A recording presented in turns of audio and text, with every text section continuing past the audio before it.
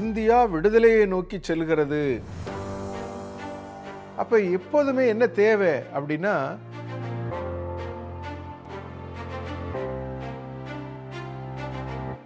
எந்த ஒரு செயல்பாட்டிலும் வெற்றி பெற வேண்டும் என்று சொன்னால், அது ஒரு நாடு உயர்வதாக இருக்கட்டும், ஒரு நாடு விடுதலை அடைவதாக இருக்கட்டும், அல்லது ஒரு வணிகம் வெற்றி பெற வேண்டும் என்றாலும், எது செய்தாலும் அதற்கு அடிப்படையான தேவை என்னவென்று சொன்னால் சிந்தனை சூழல்.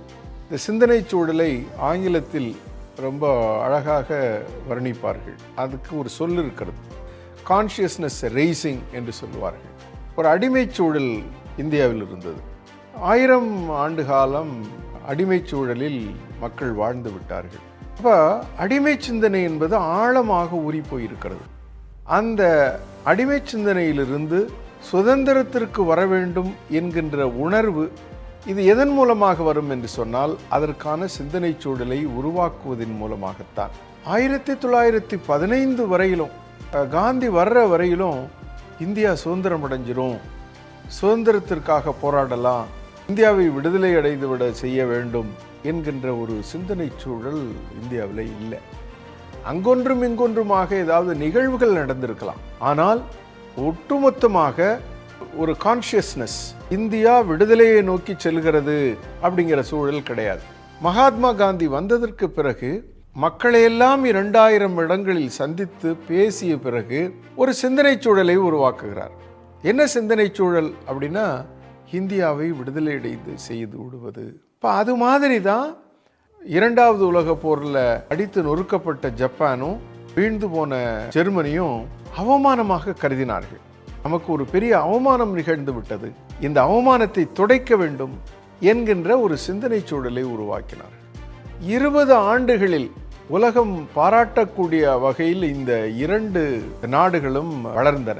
அதே போலதான் இந்தியா 1000 ஆண்டுகளாக இந்த அடிமைத்தனத்தில் ஊறி போயிருந்த நாடு ஒரு கிட்டத்தட்ட ஒரு 1915 1945 47 ஒரு சிந்தனை சூழல் அப்படியே மாறி போனது. இந்தியாவை விடுதலை செய்வது என்னுடைய கடமை, பொறுப்பு அப்படிங்கிற ஒரு சிந்தனை வந்தது. அந்த சிந்தனை தான் விடுவித்தது, அந்த உணர்வு தான் விடுவித்தது. அப்ப எப்போதுமே என்ன தேவை அப்படின்னா, ஒரு மாற்றம் வேண்டும், ஒரு முன்னேற்றம் வேண்டும், ஒரு மேம்பாடு வேண்டும். அதற்கு எது தேவை அப்படின்னா, அடிப்படையில் மனிதனுடைய சிந்தனையில் அது உருவாக வேண்டும். அப்போ அந்த சிந்தனை என்பது மாறுகின்ற பொழுது, அந்த சிந்தனை என்பது வடிவெடுக்கின்ற பொழுது அது மிகப்பெரிய மாற்றத்தை உருவாக்கும். இன்றைக்கு கூட நாம் ஏன் இவ்வளவு உயர்ந்த பொருளாதாரத்தில், இவ்வளவு விஞ்ஞான வளர்ச்சியில், மேம்பாட்டில் ஒரு தாழ்நிலை சூழல்? என்ன தாழ்நிலை சூழல் அப்படின்னா, இந்த ஏற்றத்தாழ்வு, ஊழல், எதற்கெடுத்தாலும் லஞ்சம், இது மாதிரி ஒரு அழுக்கான ஒரு நிகழ்வு நடந்து கொண்டே இருக்கிறது. எங்கு பார்த்தாலும் தியாகம் போய் இப்போ போகம் வந்து நிற்கிறது. இதற்கு அடிப்படையான காரணம் என்ன அப்படின்னா, இவ்வளவு பணம் இருந்தும், இவ்வளவு வசதி இருந்தும் தாழ்மையான சிந்தனை தான் அது. இந்தியாவிலும் வறுமை, சீனத்திலும் வறுமை. ஆனால் அந்த வறுமை இருந்த பொழுது சீனத்திலே இந்த நாடு என்னை பாதுகாக்கும், நான் கடினமாக உழைப்பேன் என்று சீனத்து மக்கள் கூறினார்கள். அதே போல சீன அரசாங்கு நம்பிக்கையை கொடுத்தது, இந்த நாடு உங்களுக்கான நாடு, உங்களை பாதுகாக்கும் என்ற நம்பிக்கையை கொடுத்தது. அப்போ அந்த உணர்வில் வெளிவந்தது தான் அந்த சீனாவினுடைய வெற்றி. அதே போலதான் இந்தியா என்பது எதிர்காலத்தில் எப்படி வர வேண்டும் என்று நம்முடைய தலைவர்களெல்லாம் கனவு கண்டார்களோ, அது நடைபெறப் போகிறது என்கின்ற நல்லெண்ணத்தில்தான் இந்தியாவை விடுவிக்க வேண்டியது ஒவ்வொருவருடைய பொறுப்பு, கடமை என்று அனைவரும் ஒரு புதிய சிந்தனை சூழலில் உருவானார்கள். அப்படி உருவான இந்தியா இன்று தாழ்நிலை சிந்தனை சூழல் இருக்கிறது.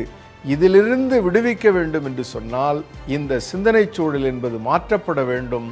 அந்த மாற்றம் என்பது சிந்தனையில் வந்தாக வேண்டும். இந்த புதிய இந்தியா என்பது உருவாகப் போகிறது. அதற்கு புது சிந்தனை தேவைப்படுகிறது. இந்த இந்தியா, இன்றைக்கு நாம் பார்க்கக்கூடிய இந்தியா நம்முடைய தலைவர்கள் கனவு கண்ட இந்தியா அல்ல. அதற்கான சூழலை உருவாக்குவதற்கு இன்றைய தேவையாக இருப்பது எது என்று சொன்னால் சிந்தனை சூழல், புதிய சிந்தனை சூழல் உருவாக்குவது அதுதான் இன்று தேவை.